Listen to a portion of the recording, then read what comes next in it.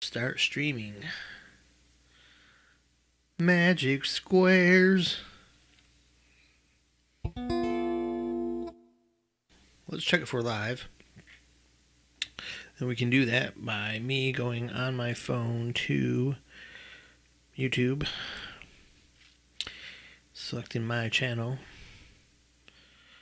and there's the live video. Let's see what's happening there. Looks frozen.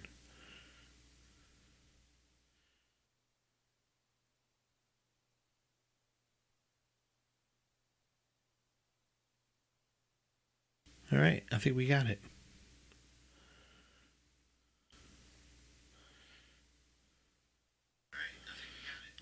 All right, there we go.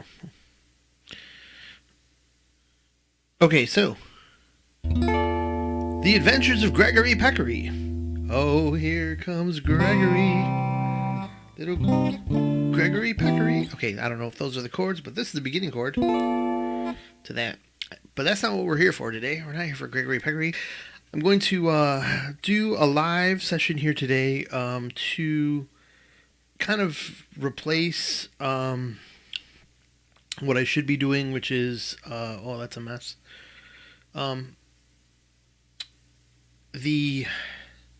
Forget my crazy hair here, my rock and roll hair. Another of the same excuses where I want to make a full-fledged edited video, but I just don't see myself having the time. I've got a couple things to do today. I've got tomorrow here at home too, so maybe that'll give me some more time if I get my other obligations done today. So until then, I kind of wanted to hop on here and give you kind of like a kind of a heads up to what's upcoming here. What I'm going to be doing is making another playlist on my channel, and it's going to be called The Magic Squares, because everything I explain on this channel kind of boils down to this little concept here, and it's called magic because there's a ton of stuff you can do with this concept, and so I thought it was worth a bunch of really easy to digest videos. So that's what I'm going to do today. I'm going to get started here on like the first of a series, and there's an amazing amount. That's why it's called the Magic Square. There's an amazing amount of things you can do. I'll list some of those off for you right here. Basically, you can memorize your entire fretboard and use it as a navigation tool to very easily, without much thought. So you can put your thought into your sound and your music, and very quickly get to playing music on your guitar and learn the fretboard with this navigation, with it using it as a navigation tool.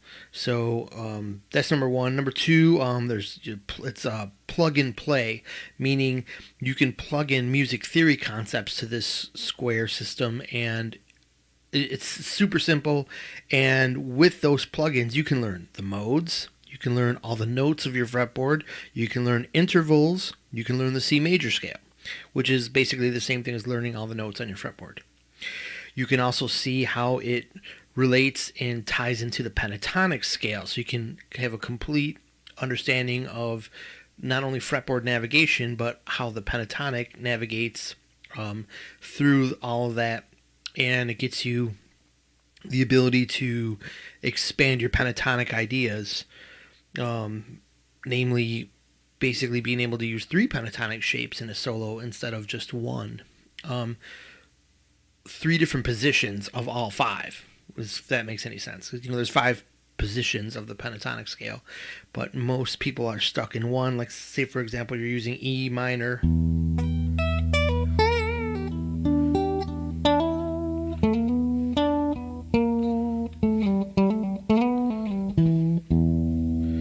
People don't realize that they could also perhaps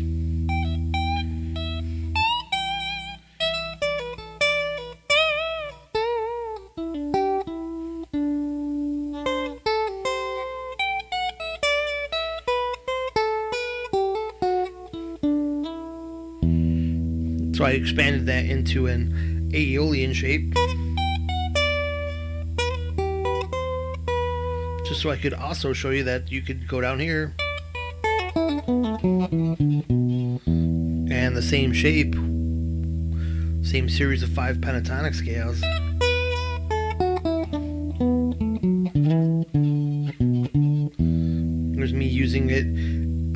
like as if it was B minor pentatonic, but we could still be an E, and then you could theoretically use it as an an A.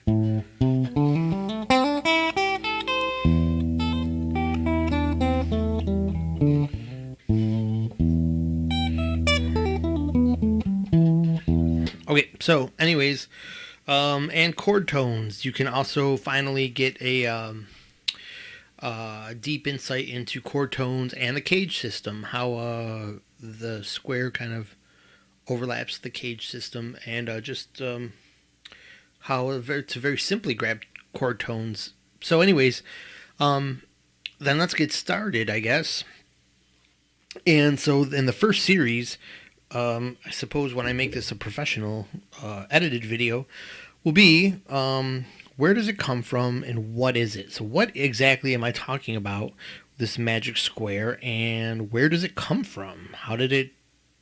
Where does it,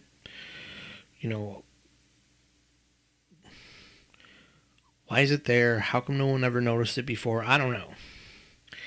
But it's basically a square of 4 notes that you can graph out in that shape. It's a square. And the notes will sound like this. They'll be, let's go for an example. We'll use it out of the C major scale, and then I'll place it on the, we'll use the 2nd and 3rd frets on the 4th and 5th strings. So the A string, frets 2 and 3, and the D string, frets 2 and 3.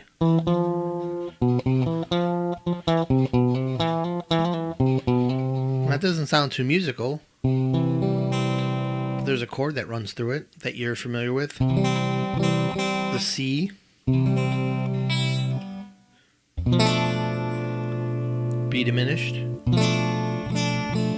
F touches it. Matter of fact, the F bar chord uses 2 of its notes. C uses 2 of its notes. The B diminished uses 2 of its notes. And the E also uses 2 of its notes. Interesting, right? So in that regard, you've basically, we had, I believe, all but one of the chords of a major scale. And can you guess which major scale that was? I guess we had originally said we were discussing C major, so what do you know? There's C. So it comes from the major scale, and let's kind of look at exactly how it comes from the major scale, and we'll also, and this will also overlap how to use this as a plugin and to navigate the notes on your fretboard. So to do that, we're gonna plug in what notes those are. In our example, frets 2 and 3 on the A string are B and C, because the open is A, B, C, right? And the open string is D, E, and F. So I have had a fair amount of time, even though the notes can change. If you decide to play a C sharp, then you would have the scale up, the square up here. And you would have a C and a D flat as the notes. So the notes won't always stay the same, but as an example, in the C major scale, it'll be B, C, E, F, and those notes will never change. Well, if you're in the C major scale, and so I've called it the B, C, E, F square. That's what I was trying to spit out there. That I'll call it the B, C, E, F square, and we'll give a little notation here. Green for root. This will always be the number 1 in your scale, the do and do, re, mi, fa, sol, la, ti, do. So that's the magic square in the magic square. The magic square has a magic square. All right, so that'll be the 1, and in this case, so since we've lined up B, C, and E and F, well, then we know we're in the key of C. If that was an F sharp there, we would be in the key of F sharp. If I put a G, if I line that up over a G note, we would be in the key of G. So here's a G.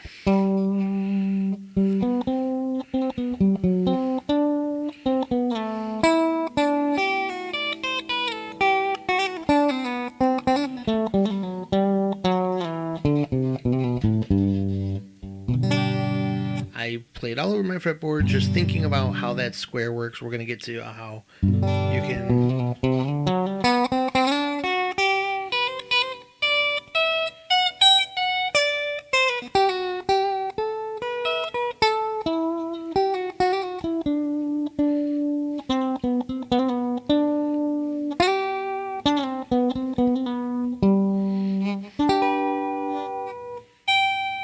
Okay, so,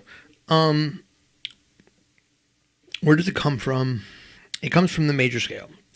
And, well, we've discussed that it's a major scale, so exactly what bits of the major scale are there? Let's take a look really quick here. Over an absolute mess of an office here. We're going to take a quick look here at a piano key. Can you see that piano keyboard? Can you see that piano keyboard in the background?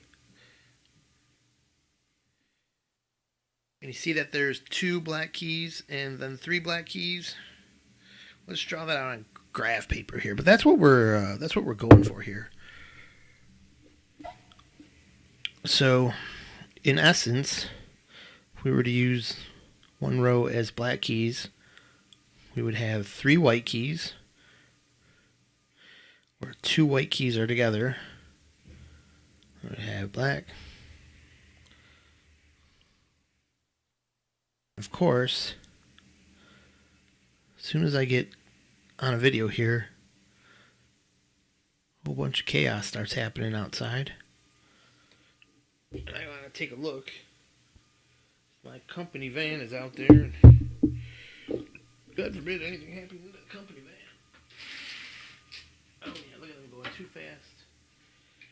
The city decided to start picking up some leaves outside as I did in my video.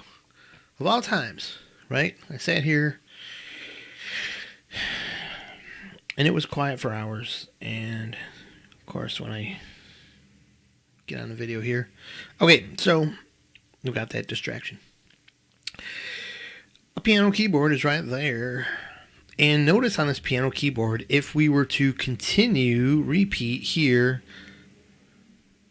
this would be right next to there. There'd also be another 2 white keys right there. So C, D, E, F, look familiar, E, F, G, A, and what do you know, B and C.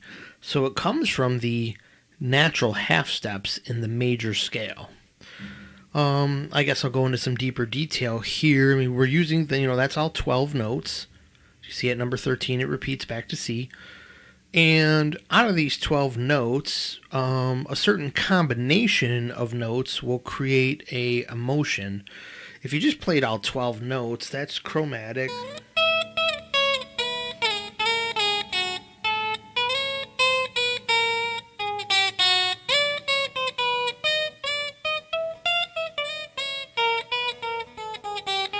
Maybe some kind of chaotic sounding there, but it's not very musical. But if you take a certain series and, make a pattern, all of a sudden it gives you this sound that leads into another sound. And how does it do that? Whole steps are less tense than half steps. So if you take this row of 12 and you basically divide them into, you just start walking in steps. If you skip 2 notes, there's called a leap. It loses its next note sound. So this sounds like a next note. This sounds like a next note. A step. This sounds like more of a leap. And you're getting into a chord tone. So in other words,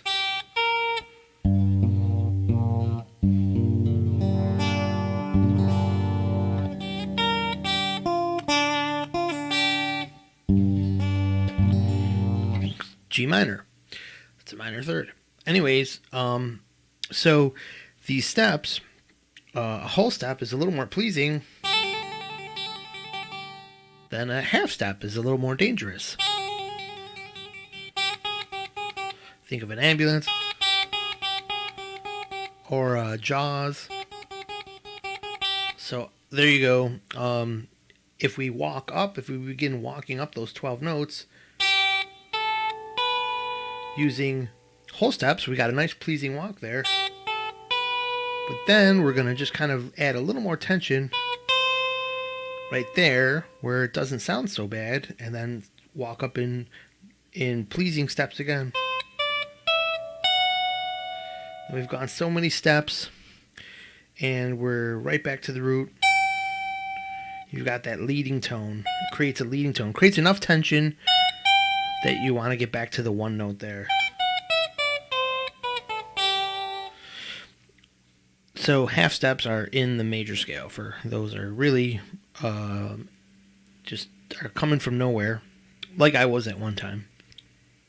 So these half steps line up on the guitar fretboard in a neat way in this box, and they create this navigation system that's totally awesome. That basically, I wish someone would have taught me this way in the beginning.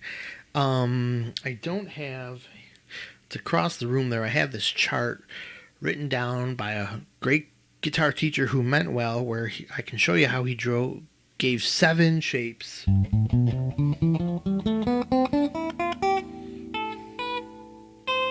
And then learn this one. And then this one, and I learned, had to memorize these 7 shapes. I couldn't put them together. They made out every area of the fretboard this separate little thought-heavy area. And where was the music, right? Like, oh well, these are modes, but it didn't translate into making modal music. So, in this method here, when I finally learned what was going on with the guitar, and I wanted to have a way to very simply, I wanted the simplest information possible that would get me across the fretboard, and this is what I've eventually found. So what we have here is a box of these half notes, half steps. And notice how many notes is that? First of all, how many notes do we have in our scale? C, D, E, F, G, A, B, 3 and 4. 3 plus 4 is 7. So we have 7 notes total. Now here we have 4 notes. So if we subtract 4 from 7, drum roll please. The Adventures of Math. We have 3. So we have 3 notes left over that we need to know about. So that's kind of handy there, right there, in that fact alone, that we've covered 4 notes of our scale. All we need to know are 3. Where are they? Is there a nice geometric lineup? And there is. Very easy to know. Around our scale, we want to know these 2 notes in the front and these 2 notes in the back, all a whole step apart. Now your question you should ask right there is, wait Mark, hold on. You said there's 3 notes that we need to know, but you just elicited an opening for 4 notes. What's going on? What's up with this magic note? Well, let's consider that this note, C, D, D, E, that's the same note, which is kind of neat and handy there. It's the same note. So that makes it, once again, easier to learn. In this situation of our C major scale, that clues us into an interesting factoid here, that the D is on the 5th fret of the A string, and when you're tuning your guitar and you're tuning the D string, you go to the 5th fret, play that D, and the open string is you tune up the open string because you have a D note. So that's your tuning row right there, your 5 frets apart note. And so you're like, oh yeah, okay, that would make sense anywhere on the fretboard.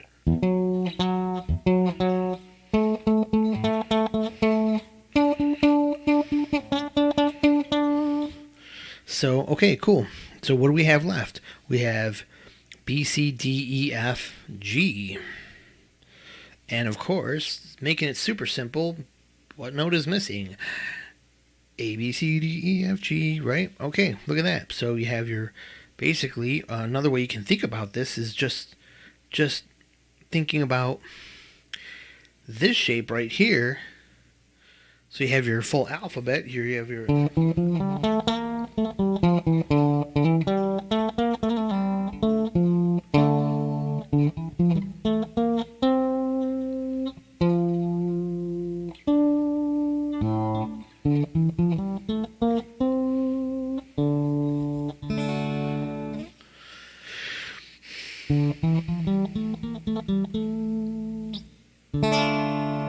a minor. I knew something was wrong there.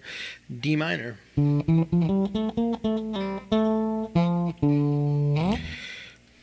Six, 7, 8. So 6 is the natural minor, and what do you know? The natural minor of C is A. A and C. So I've got the leaf blower, quintessential leaf blowers coming up outside. This is awesome. Unbelievable. Turbo jetpacks. We'll wait for them to get the hell by. Okay, so we've gone into some detail about what it is, but so where did it come from? It came from the half steps of the major scale, is what you're playing in this scale. So that's what it is, and well, that's where did it come from? And so what it is a handy navigation tool. But you're still going, okay, so Mark, I know that, but how does that help me know my whole fretboard? Well, here's a rule of thumb. We need to know the direction of the fretboard, or and that is this way. And you're like, what the hell are you talking about? So consider like that note to that note, or in other words, the B to the F. That's the direction your fretboard runs in. So in other words, if I continue that, you can see it repeat. That's your octave. We have the same note happening. Now it stands to reason, if the C is there and the C is there, well, there must be another box right there, and there's another box right there. And what you have to remember, actually, one key thought that really made this happen for me was realizing that, there aren't 16 other shapes available. This is all there is. You can only be in this box on your fretboard. That's it. Guaranteed. It looks like, especially when you learn 7 different huge shapes of scales, that there's 8 million different kinds of positions on the fretboard, but those scales are going over this box over and over. This is all that there is. So in other words, when I'm going to play the A, B, C, D, E, F here. I'm going to play another note there. I'm somewhere around this box. Where am I? Right there. Okay, I'm in the E, F. I'm in the box. I just hit a random note. I'm still in the box. I'm in the box. I'm outside the box. I'm in the box. Whoa, my string just got stuck on the fret. Guitar filing is going to be needed. Some more leaf blowing equipment going outside the window. Oh. So, that's the big deal. You can only be in this box. Like I said, this what I've done here is found the most core assembly block of all the notes on the major scale. Just like on a piano keyboard, I could move outside of this shape here, and I'd still be in the same shape. I'd just be in another octave. This is all the notes on the piano keyboard. This is only where you can either be around in the 3 white keys or on the 2 black keys, or you can be in the section of the F-gab section where you have the 4 notes around the 3 black keys. That's all you can be in. If you play another note somewhere else on the piano keyboard, you're still in that area. And it's the same thing with a guitar fretboard. No one tells you that, and it just doesn't jump out at you.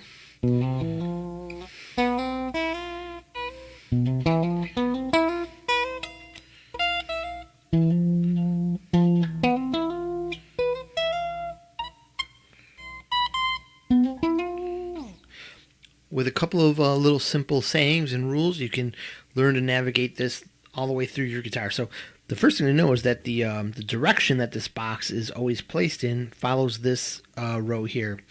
And like we discussed, like if this was C, this will be a C here. So a neat thing, this is actually, you want to call this the tritone row, because this is the tritone. If we look at a G chord here, we'd have the 7th, the 3rd, and the 5th right here. We'd have the flat 7th, the 3rd, and the 5th. So if we had G,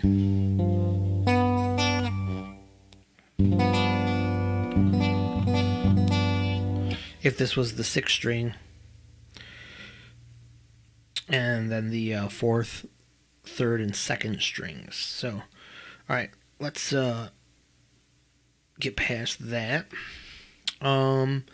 Oh, and so what I was showing you is in that there's a tritone in that chord, in a G7th chord. There's a tritone. That's why I call it the tritone on the 7 and the 3. And what do you know? There's the major 7th and the 4th, as far as the intervals contained within this square. It's a tritone, but it's not the tritone of the. It would be what B and F would be of what chord? Let's find a B and F on our. It's pretty easy enough. Let's find our square.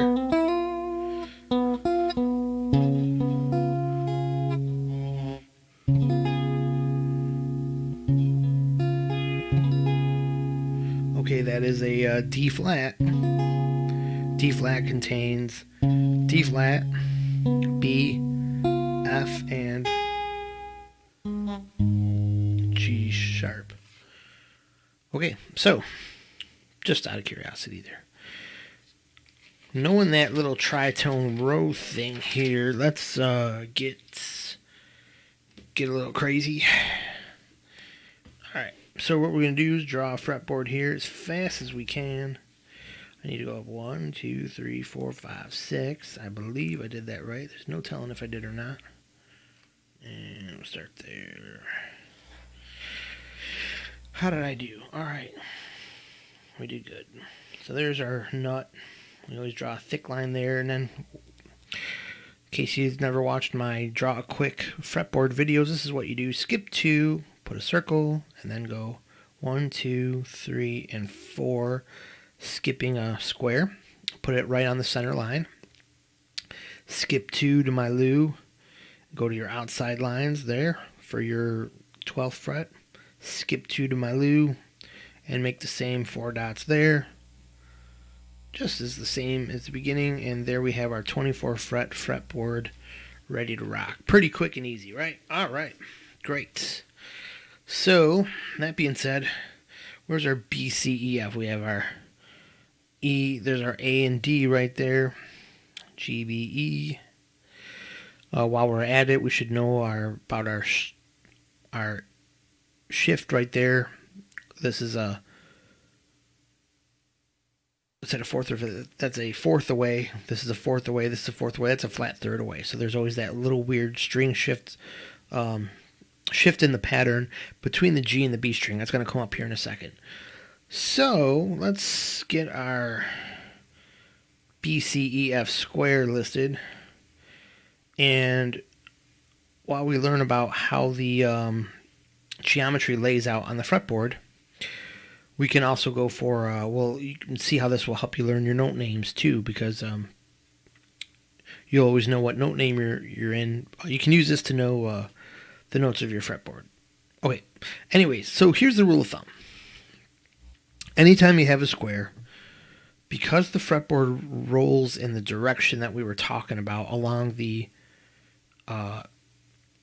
tritone axis there, that means the rule of thumb is that there's always a square touching the square at this corner, unless you're going over the B string shift. Then it screws things up. Otherwise, it's like that. And you'll see this play out here in a second. So let's also take note that this square is hovering over the the 5th and 4th string. So we're going to kind of use a grouping here. We're going to have this is a group, this is a group, and then our E string will be, there's always 3 squares to a row, and there's only 2 rows, and then the fretboard repeats. So hear that again. There's only 3 squares per row, and there's only 2 rows. So in this particular, this is the more complex row here. The next row that we show you is a little easier. But this one, because it starts on the middle string, the next box is going to take care of these 2 strings, and the final box will straddle up and down. Okay, so that being said, there must be a box back here, and what do you know? There's an E for the E string, and there's an F right there. Hey, that's cool. That's right. There's E, F. So we have.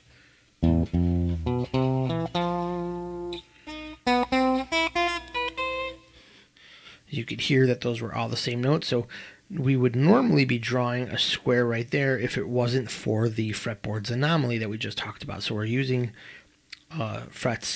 strings 2 and 3 here. And so the box breaks up like this. Now, I'll give you a little hint here. It comes up maybe in a future lesson.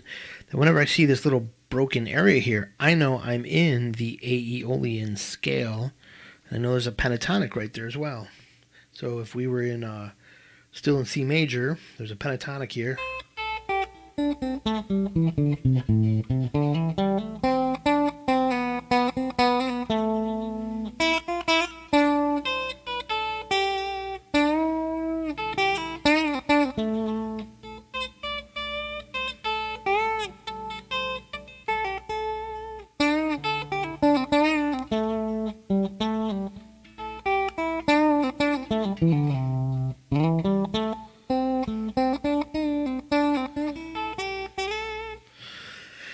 Try to kind of mimic Stairway to Heaven there. The Stairway to Heaven solo is in this Aeolian shape. So we have a broken box there, which once again is just simply B, C, E, F, and stands to reason that from that F note, B, F, it's F, B, F, B, F. That's the only place on the fretboard that the notes will, the only angle you can go down where the notes there's just 2 notes repeating, and that's the tritone row. That's kind of what I was trying to spit out before. So in other words here, it's B, F, B, F, B, F, B, F, B, F, B, F, B, F.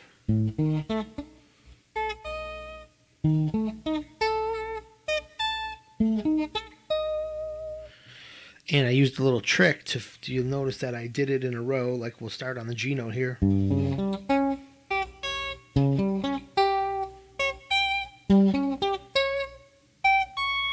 I just went all the way up the fretboard using a little trick I'm about to get to you right now. And that is, as is above, so is below. So anyways, we've got our final box right there. At the top is always BC. We've got our EF right there, so that must be our BC square. EF, BC. And so, as is above, so is below. So if I've got a half square on the bottom, I've got a whole square on the top. If I'm ever at the bottom string and I've got a whole square, I've got a half square on top. Or if I'm on the tritone row like I was, let's just do the FB one right now. I go right to the, I'm on the, I ended up at the E string on the 7th fret. I'm going to start on the E string on the 7th fret above because, hey, it's the same note, E and E, right?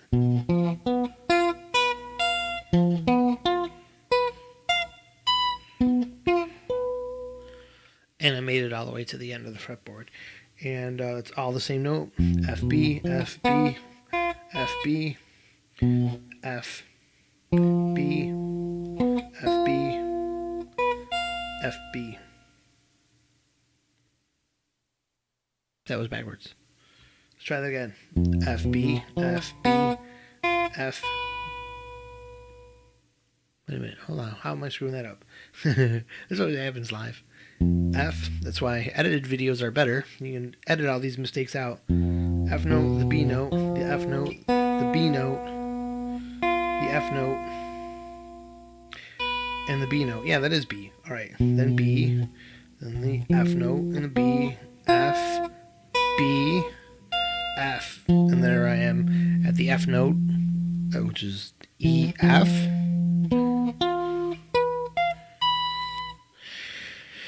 Whew, boy, getting through it. All right, so B, C, you'd have your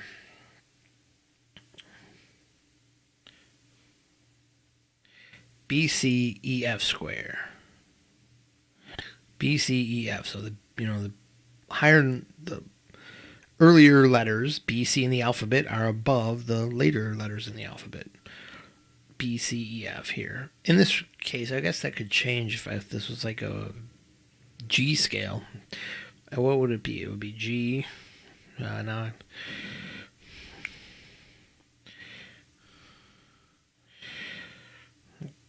Gave myself a puzzle here I wanted to figure out. So F sharp, A, B, C. So yeah, it would be like the higher letters could be above. For example, on a G scale, what note are we missing? There's the D and the and an E. And of course, as you can see, the G scale also uses every whole note except for the F sharp, and that's how it plays out here. G, A, also the A, then B, C, D, E, black key, or F, white key, sorry, black key, G. Okay, anyways, back to this bumping ride here. Now we're on the simple row here. As soon as you go from as is above, so is below, and you get to your top note, and in case you were wondering, that means that if there's a half one up here, there should be a whole one up here, and you're like, hey, Mark, actually, that's right, B and E, B and E, C and F, B, C, E, F square. So we're about to get to this point over here, an octave ahead of the game. We'll kind of show you that. That should be right there. Let's see how that lines up. Now, if you say, well, Mark, looks like there's going to be a discrepancy there. Let's wait and see. Let's follow our tritone row here. That means that B, F, B, C, E, and F. So notice in this instance, need a little more ink there, or pencil lead. Now we're in a more even grouping of strings. We're using strings 6 and 5, the E and A string, then the D and the G string, and then the B and the E string. So it's just a more concise. This is for me. That's the easiest row. You know, it's not as spread out or broken up as this row. So now we need our square, but instead of the B lining up down here, it's up 1 fret because of the discrepancy between the G and the B string. So we move it up 1 fret, and we've got our octave pattern right here. Just like the open string, there's the 12th fret, so B and B.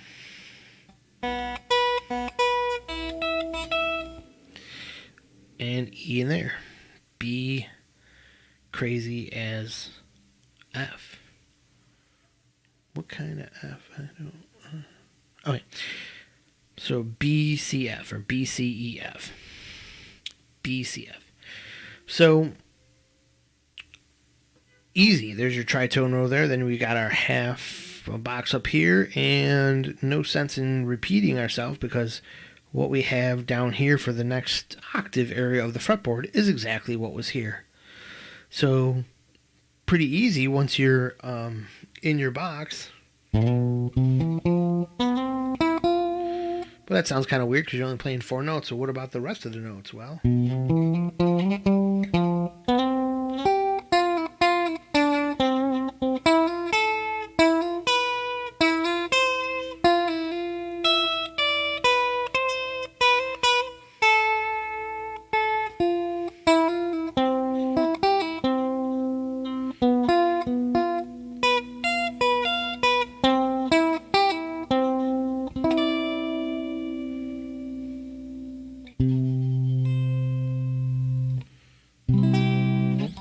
so, yeah, that was me noodling around. Where did I find all the other notes? Well, remember, you have 2 notes above and below, or in front of and back of is actually what I should say, every square.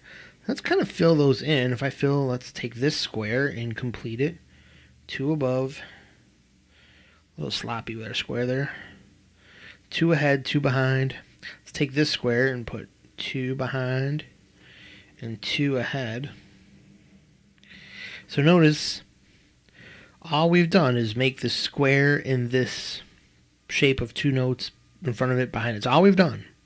We haven't talked about any other pattern or anything like that. So for E and F, there'd be a block in front there. Okay, here's our big square. We know we'd have our open strings here. We can include them. We already have part of the box filled out here from this shape. And so, okay, we got that. We'll make the shape here. It's got to be broken.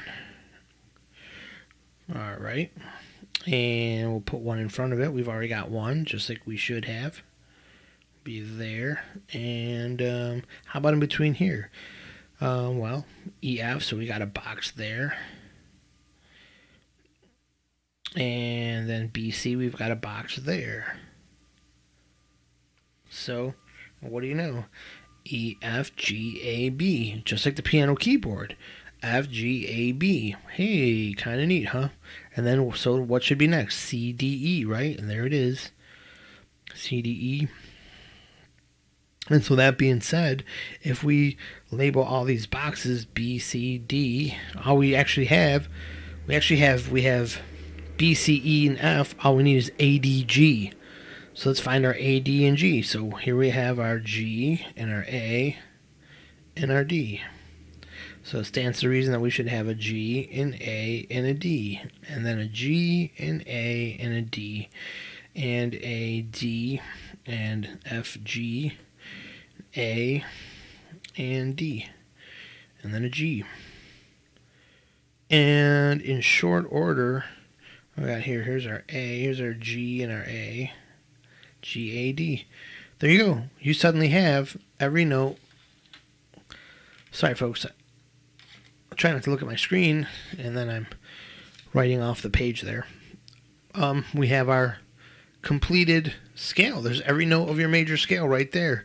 And then if you separate things out, you can kind of pick out the scales, shapes that your teacher's trying to tell you there. For example, here's a pentatonic in the middle of everything here.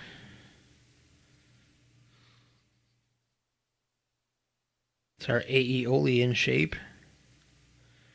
Aeolian. There's one over in D's, D minor, F major. So there should be a major minor pentatonic shape there. There it is. And just to kind of give you so there's not too much confusion here, there's another pentatonic shape, and that's combined with the D, this E Phrygian. And you can see how,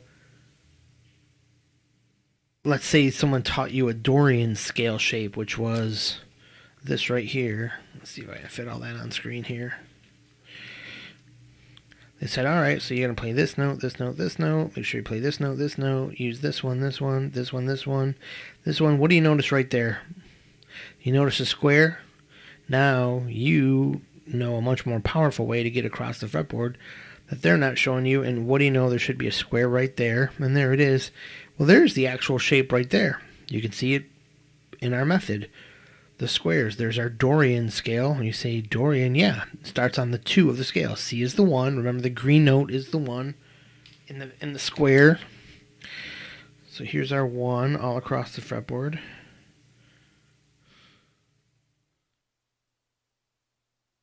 And what do you know? There's the octave pattern, because we've labeled all the C's from C to shining C.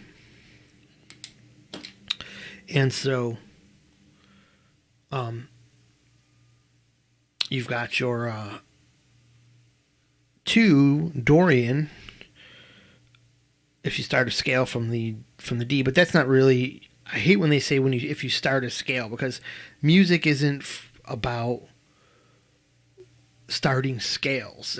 That's like a basic explanation. It works that way, but it's not music. Music would mean like you're playing the minor chord. If you play the minor D chord in the background,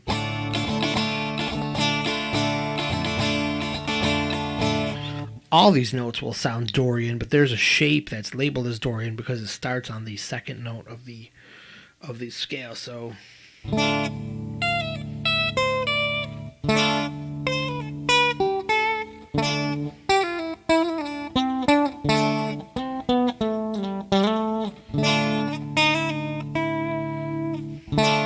you hear the wrong note in there? There, now I'm right.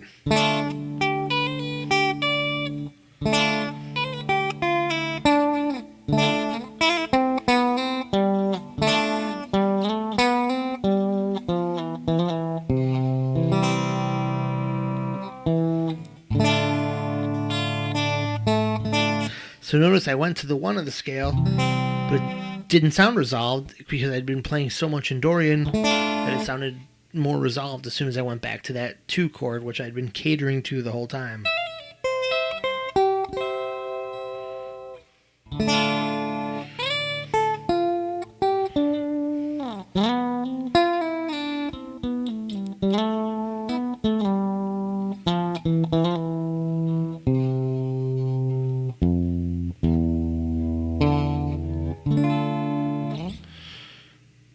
Interesting. So that's basically, in a nutshell, not everything you can do. Well, you get an example of almost everything there. How to learn the notes of the major scale. If you know that basically A, B, C, D, E, F, G, A, B, C, D, E, F, G, then where's your A sharp? Gonna be right there. A, B, C, D, E, F, G. I need a B flat. It's gonna be right there. I need a E flat. It's gonna be right there. It's gonna be right there. It's gonna be right there. Then once you learn one, you know your octave pattern. You know all of them. So that's one way you can, get ideas on quick recall. Have everything you need. If you need a note name, it can be there. If you need a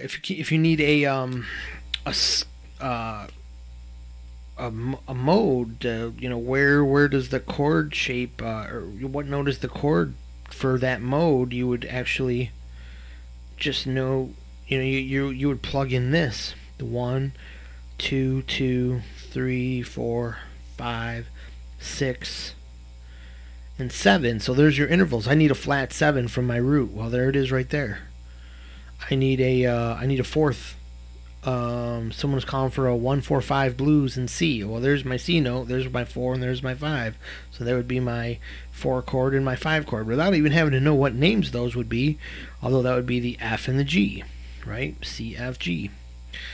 So, I need the major third from the 1. There it is. I need a flat third from the 1. There it is. I need a 2 from the 1. There it is. Or there it is. A whole step. Everyone knows a 2 and a flat 2. So there's intervals. There's note names, right? There's a lot of handy dandy stuff you could do. If I needed a chord shape, I need a 1, 3, 5. There it is. There's my 1 chord. Let's say I wanted a 2 chord. It would be a 2, then I would skip the 3 and go to the 4, and I would skip the 5 and I'd go to the 6. So it'd be this, and maybe I would just play that to get my chord tones. If I needed the chord of the moment is the 7th chord of the scale. Well, I could play the tritone row right there. So let's say I was in the 1 chord in the key of C. There's my chord tones. Let's say I was in the 7th chord shows up, the B flat going to the 1. I can play those notes.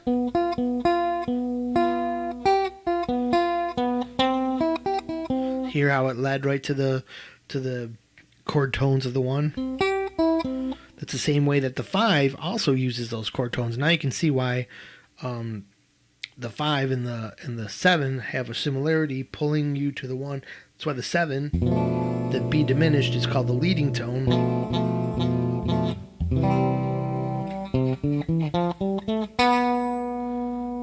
What note do you want to hear next? No, that doesn't sound right.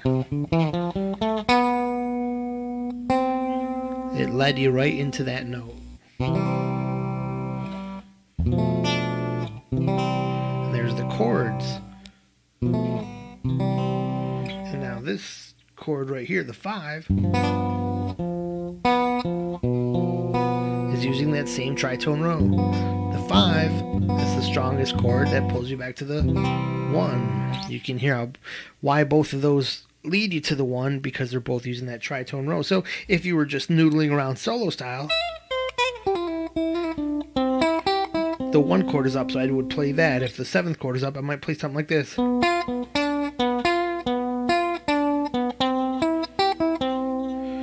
And if the 6th chord was around, the 2 chord was around,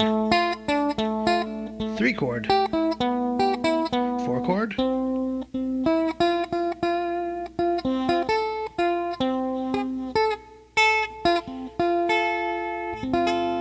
the 5 chord,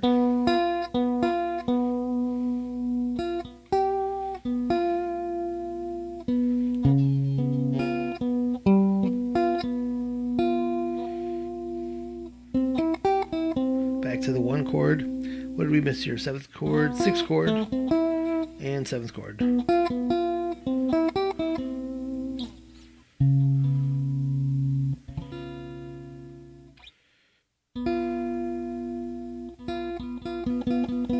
Just trying to think of something here. So where's my other note there? I need a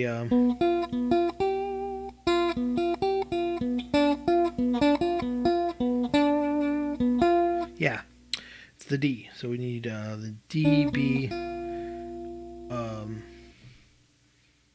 Why is there an F in there? Because that's the 7th. Yeah, because there's the G.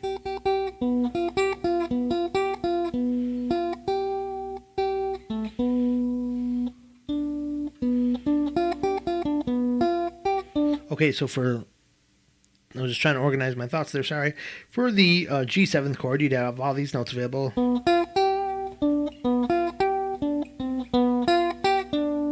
I'm playing this note, this note, this note, and this note of my square in this Dorian. As you can see here, I'm straddling the middle 2 strings here, so my mind is on this box right now.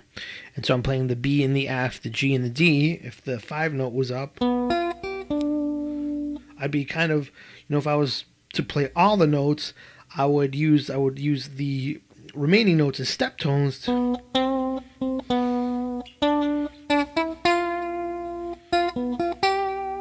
You could even walk up and use a note outside the scale to build up some major tension.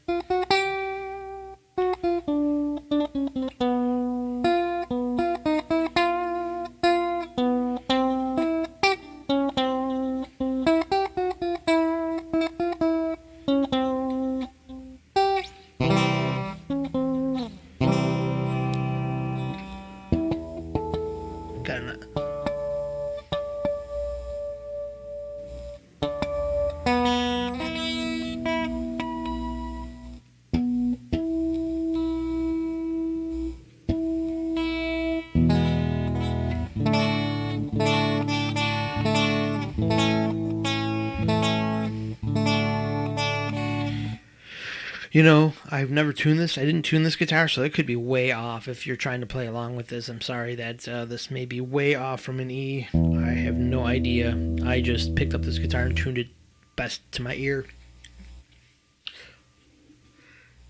COVID-19. Sorry. Hope you're wearing your mask. Sorry.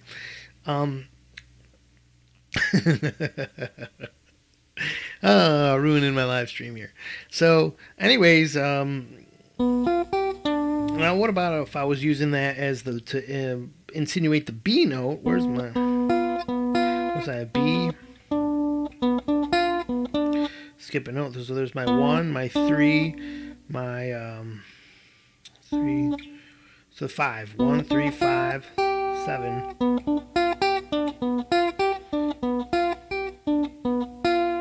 Are those all the same notes? That's kind of weird to me.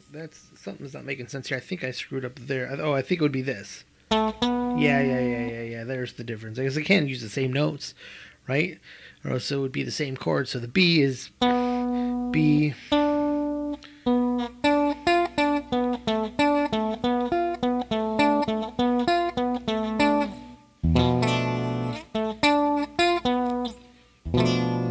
Cool. So, in other words, you stick with the tritone, but if you're insinuating the 7 chord, it would be this note, this note, this note, and this note. And if you're insinuating the 5 chord, it would be this note, this note, this note, and this note. If you wanted to come up with kind of like a melody line that catered to the chord tones of the moment, there you would have your 5, your 1. So you can see there's like a neat little geometric way you can know all your chord shapes. There's your 1, 3, 5 for your 1. And for your 2, all you're really doing is skipping the notes. So you could think of like 2, skip a note. There's your 1, then of the 1 of your 2 chord, the 3rd of your 2 chord, and then skip that note, and there's your 5 of your 2 chords. So in essence, you could be playing to get to this. And you can see those 2 notes are being played in the chord in this D minor cowboy chord grip.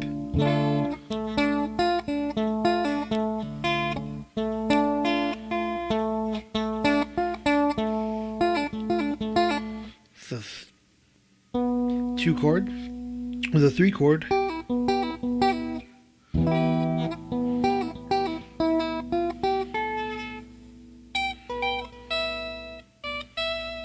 Goes back to the 2 chord. And then I'm going to go to my 5 chord. I'm going to go to my 1 chord.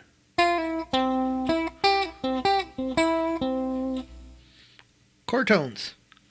Pretty handy dandy stuff, right? All right, I'm going to leave everybody with that. We've been, 45 minutes live here, something like that. I'll try to, if, you know I never do. If I make this into an edited video, then I'm going to try to break them up into little 10-minute chunks with like 1 idea per chunk. I'll start out with where does it come from. I got them all written down here. It fell on the floor. Hold on. Now, my back is killing me from sitting in this chair.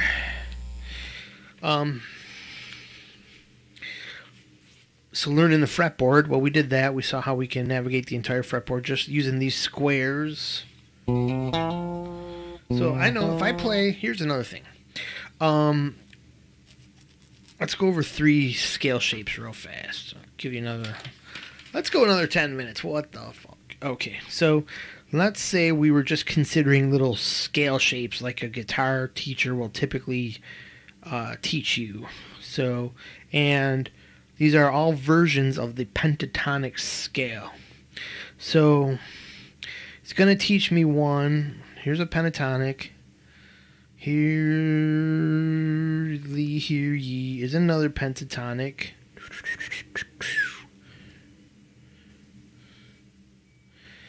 And here is another pentatonic scale.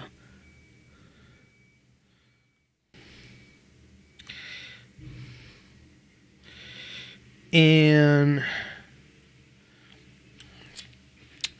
you always consider that there's going to be a box. There's going to be some kind of, there's going to be a box. Break this pentatonic shape system into 2 units. This unit.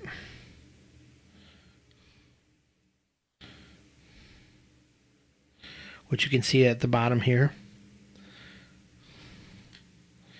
And this unit here. Where will we draw this? I think we can go right here.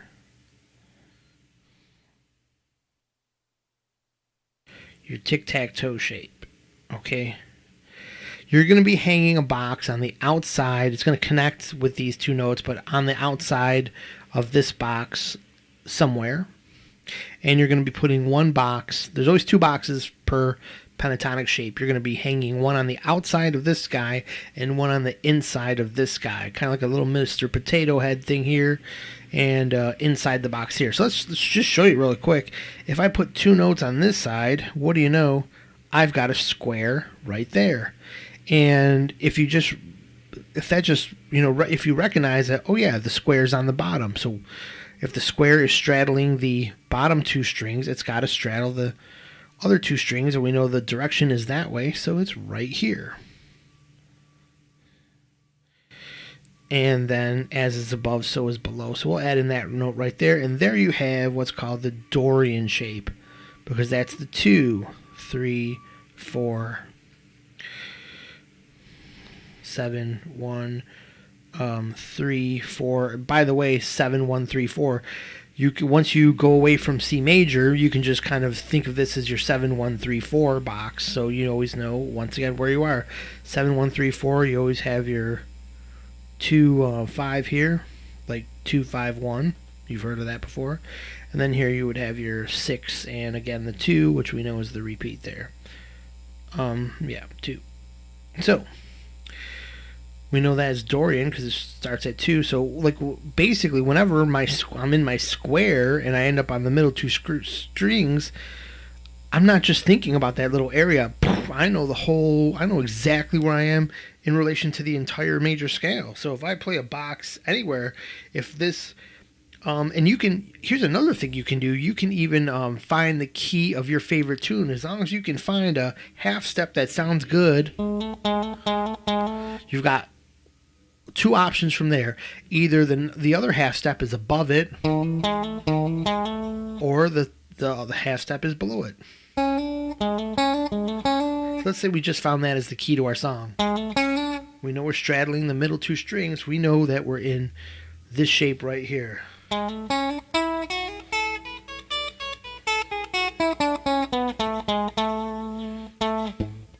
Key of A, because that the one note there, the green note of the box, is on the A.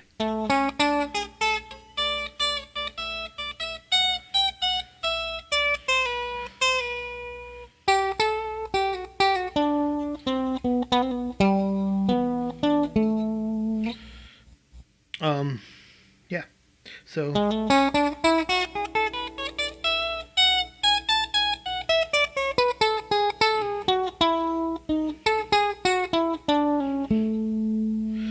when I was noodling around there a second ago, I sort of screwed it up. But anyways, I was able to navigate around all those different places just by thinking about my one square shape. So let's do this one here. Now we're going to put the square on this side of the shape. And incidentally, you might say, well, gee, isn't it it's on the bottom strings again? This shape that I'm going to tell you, which starts on the 3, which is basically we're starting right here. B, C, E, F, if we were in the key of C. This is the one, but we're going to call this the Phrygian because it starts on the 3. So as you can see here, if I was just to play one of my guitar teacher's shapes that he taught me, I would know where I was in the whole fretboard because I know my square pattern. I know I'm basically here. So once I'm in the Phrygian shape scale, maybe right here. Now, when I switched my hand down there, I know I'm in this shape right here because these 2 shapes overlap each other. Dorian shape. Now I'm in the square. Now I'm going to move down to the other square. Now I know I'm in my next shape here because the square is right here at the top. This method encompasses every one of the squares. As you can see, we have the row, we'll call this the even row, where it's the bottom 2, middle 2, and top 2 string groupings have all been covered. We've got the odd row right there. Oh, and I never went over the this one right here.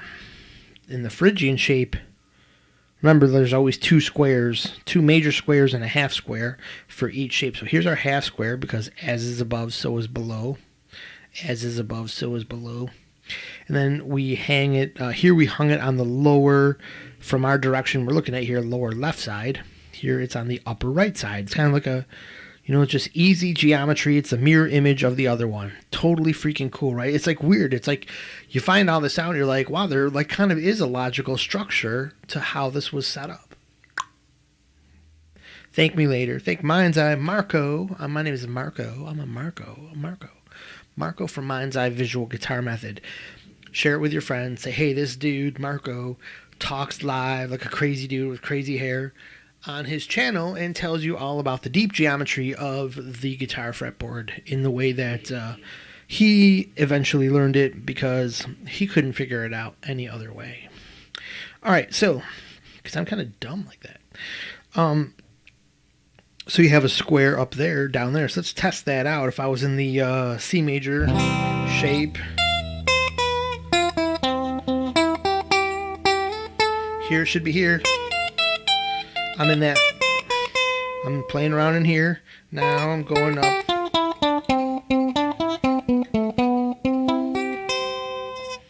and there's my C major chord shape straddling the box with a C and E, and there's the G, C, E, G of our C major scale, and then we're back to a C here, and then the E rings out too.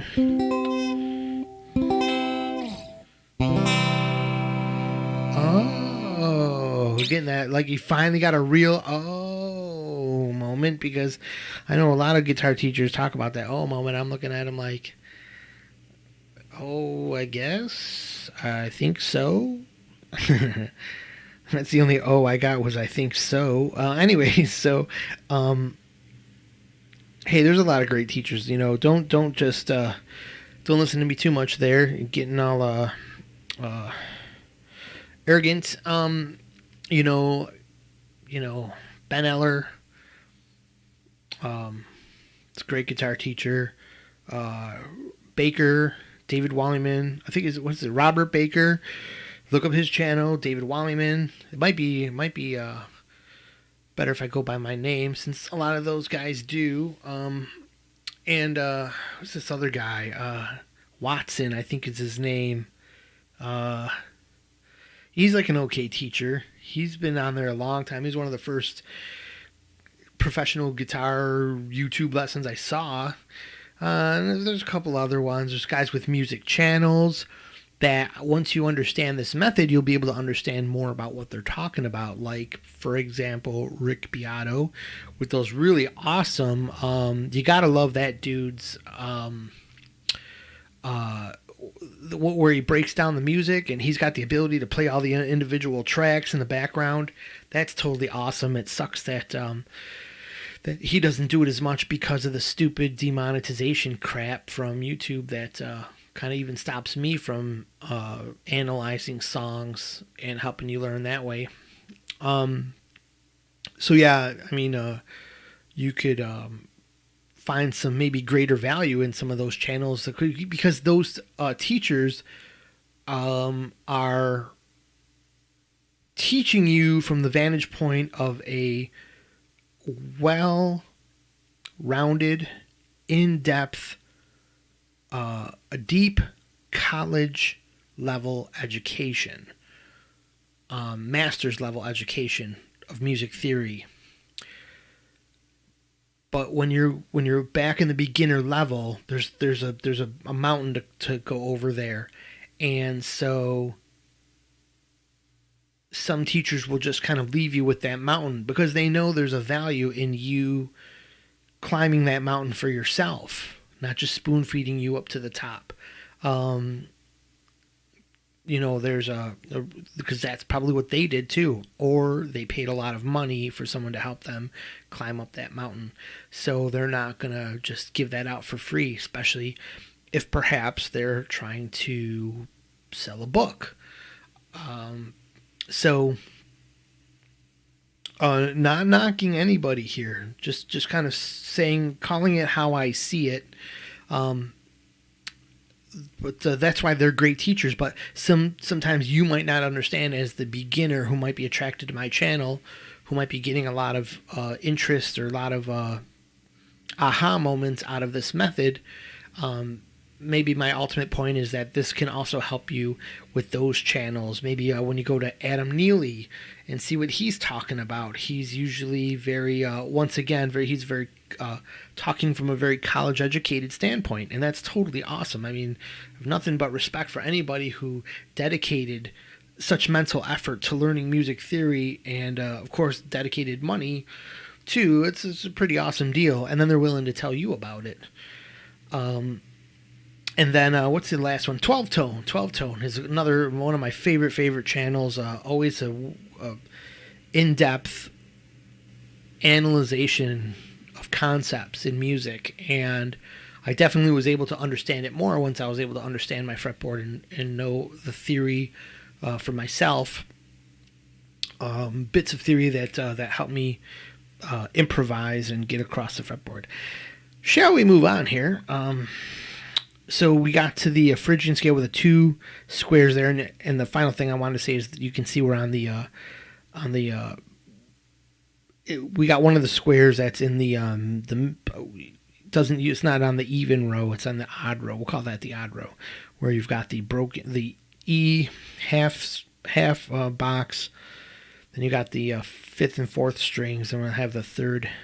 So then one left is the third and second strings. Where is that? Well, that's right here in this box. So notice we've got in the bottom here, since this bottom section, these two had a whole box, this bottom here is going to have a half box. It's going to have that broken bit here. So there's the top and the bottom. So there must be a box right here, and this is that middle of that straddle point. So what do you know? There is the... And if this was actually to on point with your fretboard, this would be one square set. This whole shape would be one square set over. It would connect from there to there. But I just separated them to give you an example here.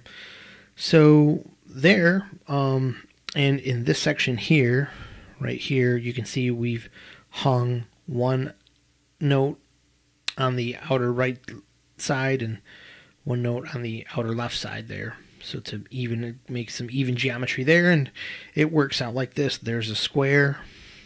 Remember, that's not a note right there. So you have, if we were to do Aeolian, that would be A. And then we have our B, C, E, F square.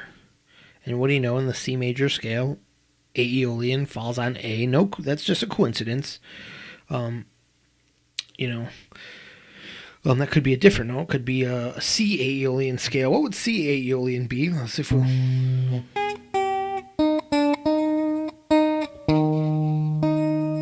D sharp, D sharp, E flat.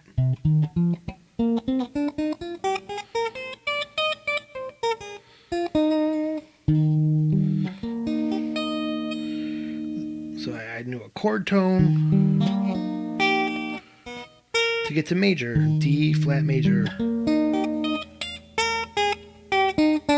Now wait a minute though, I want to play that C minor though. There's my chord tones there, still the same shape.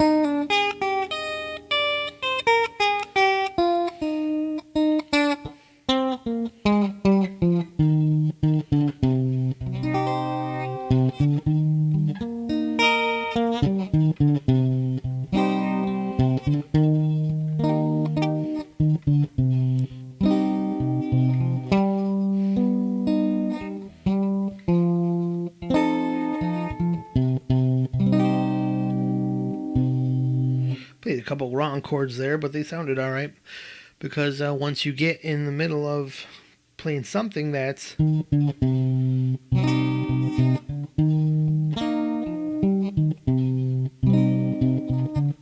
so much into basic theory, that's when you can suddenly interject some other kind of chords from some closely related place, and it gives you that second level sound. Now it doesn't sound like a wrong chord so much anymore, because you're just adding a little tension. You're doing something very specific and with some reason behind it to your improv. It's not just some two scales that just come out, or two chords that come out of nowhere for no reason. Then it just sounds like stuff that doesn't make any sense.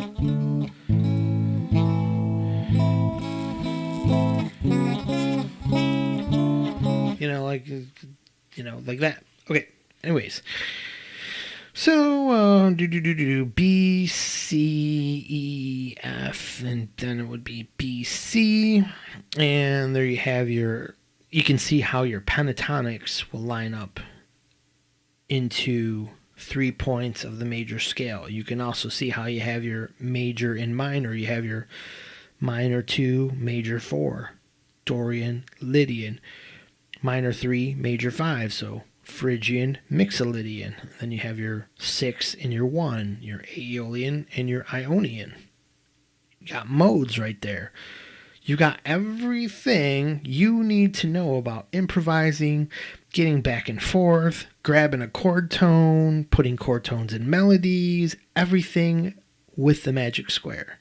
That's why I call it the major square. Thank you for watching today. I hope this was super informative. Hope this was a smash up, bang up, awesome lesson for you. And I'd appreciate any comments, criticisms, mostly comments though, that you got for me. I think that would be great. And I'm going to leave you guys with that. So I guess I'll say goodbye.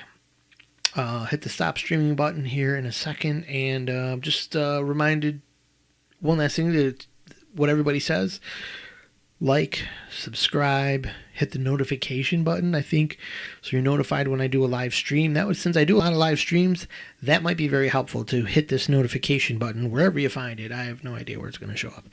So we're not professional like that over here at Mind's Eye. We just know how to do a bunch of graph paper stuff here.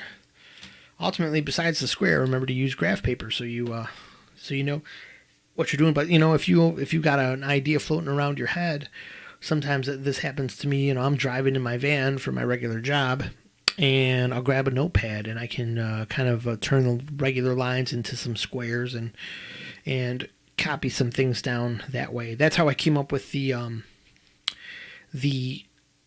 chord tones within the box shape. I started to think to myself, I said, well, if that's all 7 notes, all the chord tones have to be right in that system.